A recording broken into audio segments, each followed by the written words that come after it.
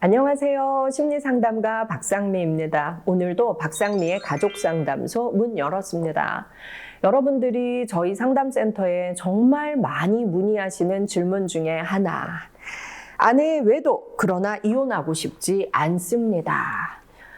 남편의 외도 사람들이 고민 많이 할 것 같지요. 물론 많이 합니다. 그런데 요즘은 아내의 외도 때문에 고민하고 괴로워하는 남성들의 상담이 갈수록 많이 늘어나고 있어요. 오늘 그 사례 하나 저랑 같이 보시겠습니다. 와이프는 40세, 저는 39세, 아들은 5세입니다.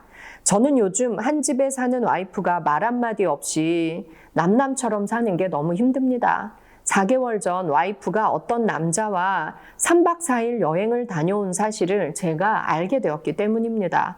외도였죠. 엄청난 배신감과 슬픔, 분노가 저를 찾아왔고 살면서 가장 많은 눈물을 흘린 것 같아요.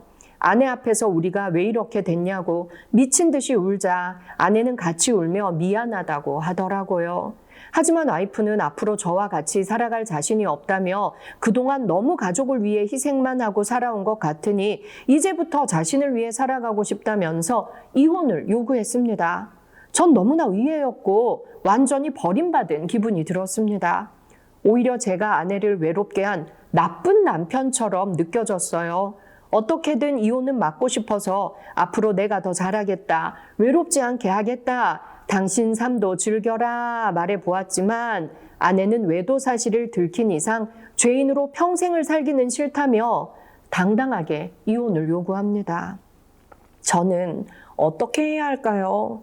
매일 눈치 보며 우는 어린 아들을 생각하면 가슴이 찢어집니다. 아내를 보면 얼굴도 모르는 외도남이 자꾸 생각나고 아무것도 할 수가 없습니다. 세상에서 내가 제일 바보 같고 못난 놈 같습니다. 여러분, 이분께 어떤 말 해주고 싶으세요? 내 가족이다 생각하면 정말 여러분들도 마음이 아프시죠. 그런데 이런 고민하는 사람들이 많다는 겁니다. 자, 여러분, 이럴 때 우리가 어떻게 답해줘야 될까요? 자, 이번에는 아내의 사연 여러분 한번 볼게요. 자, 이분은 남편이 외도해서 괴로운 경우입니다. 남편의 두 번째 외도, 신뢰가 무너져 버렸습니다. 남편이 활동하던 동갑내기 친구들 오픈 카톡방이 유부남 유부녀들의 모임이었어요. 남편은 단지 친구를 사귀려고 들어갔고 소통하기 위한 순수한 목적이었다고 했어요. 하지만 저를 속이고 그들과 어울려 2박 3일 여행도 다녀왔고 개인톡으로 몇몇 여자들과 주고받은 메시지를 보니 술 마시고 키스했다는 내용도 있었어요. 술 취해서 기억이 나지 않는다. 네가 생각하는 그런 불륜이 아니다. 아무 일도 없고 바람 피우지 않았다라는 말만 되풀이해서 믿지 못하겠으니 별거 하자고 해서 지금은 집을 나간 상태예요. 여자와의 그런 관계를 걸린 게 벌써 두 번째고 이혼을 생각하고 있어요. 남편에 대한 신뢰가 무너졌고 배신감에 미칠 것 같아요. 죽고 싶어요. 그동안 저에게 거짓말을 너무 많이 해서 아무 말도 믿지 못하겠어요. 자, 이건 또 아내의 사연입니다. 남편이 두 번째 외도를 하다가 걸렸네요.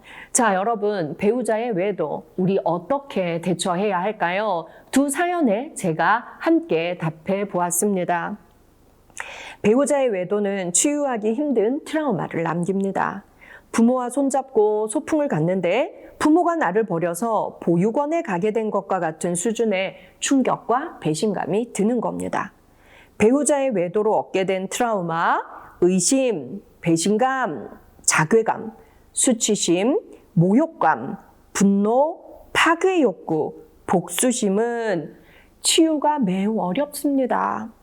이것이 해결되지 않은 상태에서 같이 살면 침대 위에 셋이 누워서 평생을 함께 자는 것과 같습니다. 이혼만은 피하고 싶다면 부부가 함께 상담 치료를 받는 게 좋습니다. 서로의 진심도 들어보고 회복할 수 있는지도 파악하고 내 마음을 돌아보고 정리하는 시간이 필요합니다. 이혼을 성급하게 서두르지는 마세요. 관계를 회복할 가능성이 있는지 상대의 진심을 들어보고 내가 정말 원하는 게 무엇인지 살펴보는 시간을 좀 갖는 게 좋습니다. 먼저 3가지를 명심하세요. 배우자의 외도는 내 잘못이 아니다. 자책감을 갖지 마세요. 2번째, 배우자가 외도했다고 내가 매력이 없는 사람은 아니다. 자존감을 지켜야 합니다. 3번째, 잊고 용서하고 회복하기로 했다면 다시는 입 밖에 꺼내지 않아야 합니다. 제가 상담한 분들 중에 상대방이 30대에 외도한 기억을 평생 갖고 있다가 결국 60대에 이혼한 부부가 있습니다.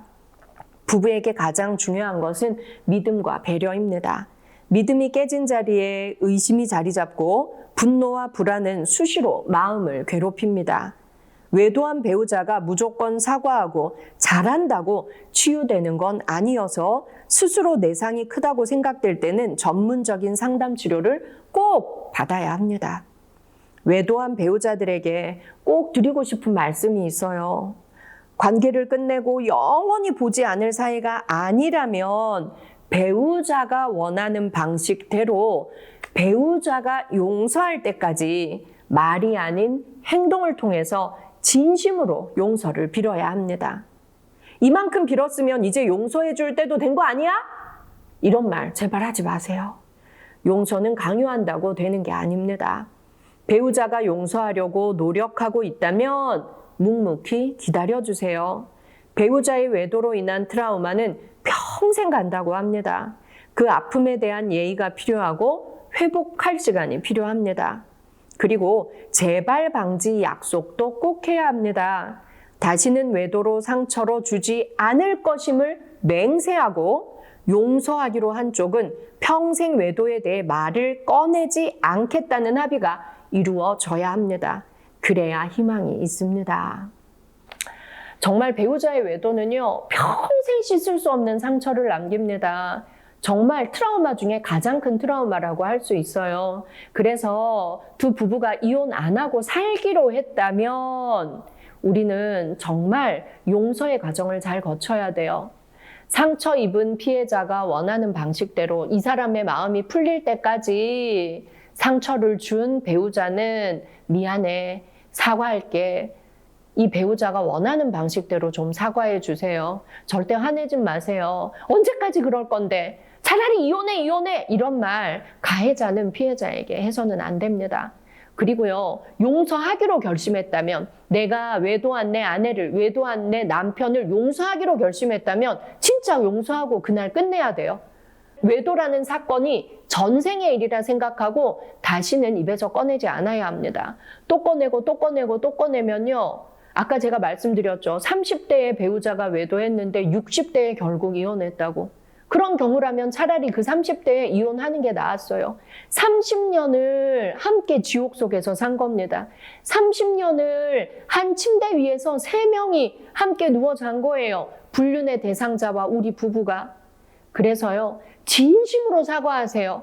그리고 진심으로 그 사과를 받아주기로 하고 용서해 주기로 하고 이혼 안 하기로 살기로 결심했다면 전생의 일이에요. 다시는 꺼내서는 안 돼요. 서로가 각서 쓰고, 그리고 우리는 새로운 인생을 다시 살아야 합니다. 우리가 오늘 다시 결혼했다 생각하고 다시 살아야 돼요. 그래야만 과거의 일이 될 수 있고 오늘을 살아갈 수 있습니다. 불륜, 교통사고처럼 일어나는 일인 것 같아요. 저희 상담센터에 너무나 많은 문의가 옵니다. 그런데요, 잘 회복하고 다시 잘 살아가는 부부들도 있어요. 오늘 제가 말씀드린 것들 잘 명심하시면 우리 부부도 그 사건을 과거로 우리가 보내버리고 오늘 새로 결혼했다라는 마음으로 살아갈 수 있을 겁니다.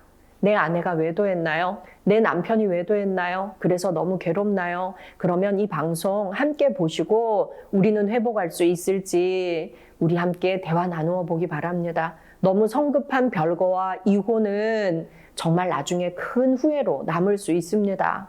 이혼한 뒤에 3, 4년 지나고 후회하면서 찾아오는 분들 많으시거든요. 오늘 이 방송이 당신 부부의 관계를 회복하는데 도움이 되었으면 좋겠습니다. 저는 심리상담가 박상미였습니다.